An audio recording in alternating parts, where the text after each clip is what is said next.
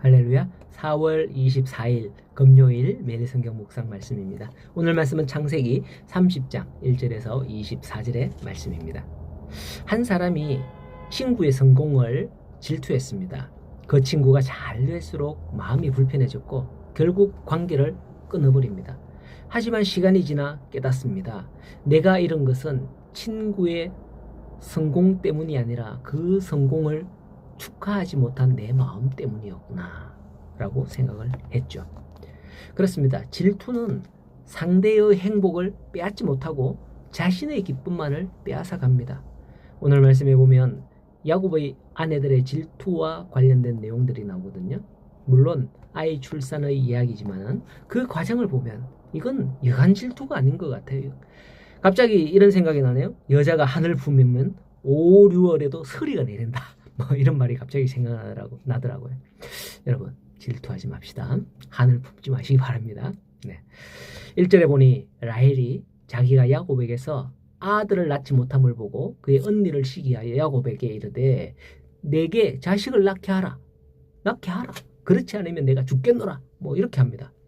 이렇게 본문의 시작은 레아와 라헬이 아들을 낳는 이야기로 시작하면서 결국에는 자신들의 몸종까지 동원하면서 출산 경쟁을 벌인다는 사실을 본문에서 볼 수 있는 거죠. 이러한 레아와 라헬의 출산 경쟁은 본래 두 사람의 시기와 질투에서 비롯되었습니다.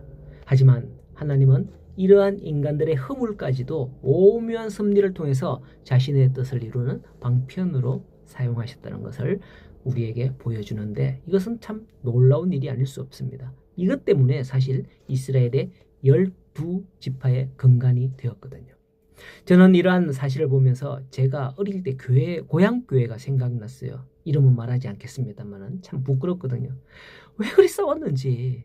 저는 학생 시절이니까 뭐 그 당시에는 별로 그걸 몰랐어요. 어른들이 싸웠다는 걸.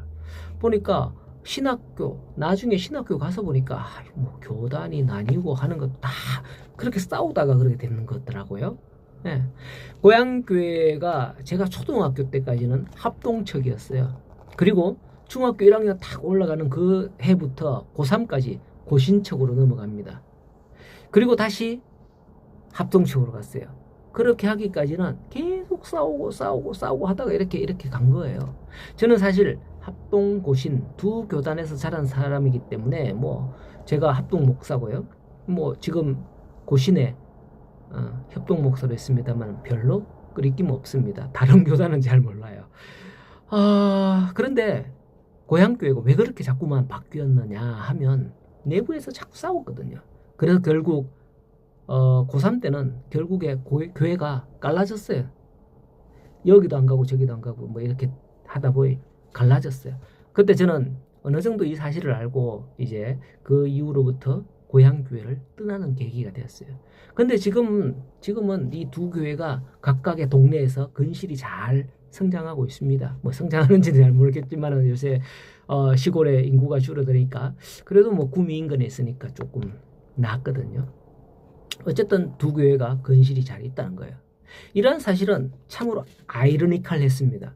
교회가 싸우고 분란이 일어나면 없어져야 하는 게 정상이 아닌가? 이렇게 생각했거든요. 그런데 그 일로 인해서 인근 동네에 교회가 생기고 두 교회가 지금까지 있더라는 거죠. 하나님께서는 인간의 허물까지도 이렇게 사용하셔서 또 다른 동네에 교회가 세워지게 하고 또 세워지게 하고 많은 교회들이 그렇게 생겨나는 교회들이 많거든요. 이걸 보면 참 아이러니컬해요. 바로 그런 상황이 오늘 말씀에 나오는 야곱의 아내들의 상황이 아닌가 싶어서 이런 생각을 나누어 봤습니다. 레아와 라헬의 출산 경쟁은 남편 야곱의 사랑을 독차지하려는 그들의 시기와 질투에서 비롯되었습니다. 29장에 보면 레아는 비록 야곱의 사랑을 받지 못했지만 하나님의 은총으로 4명의 아이를 출산을 했죠. 반면 라헬은 야곱의 사랑에도 불구하고 자식을 낳지 못했죠.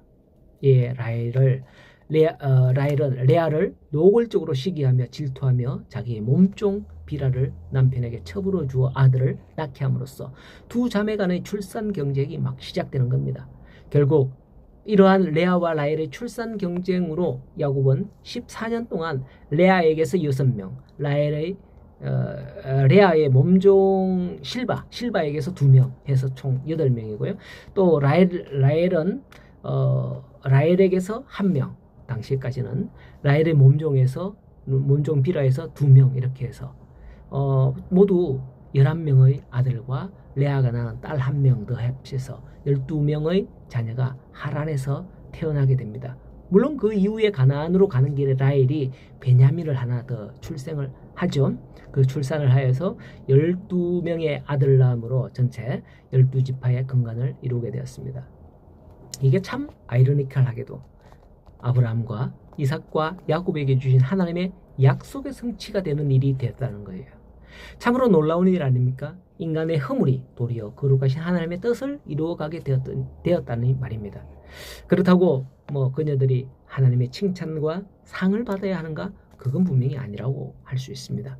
다만 하나님께서는 인간의 허물까지도 선하게 사용하신다는 것을 볼 수 있다는 거죠.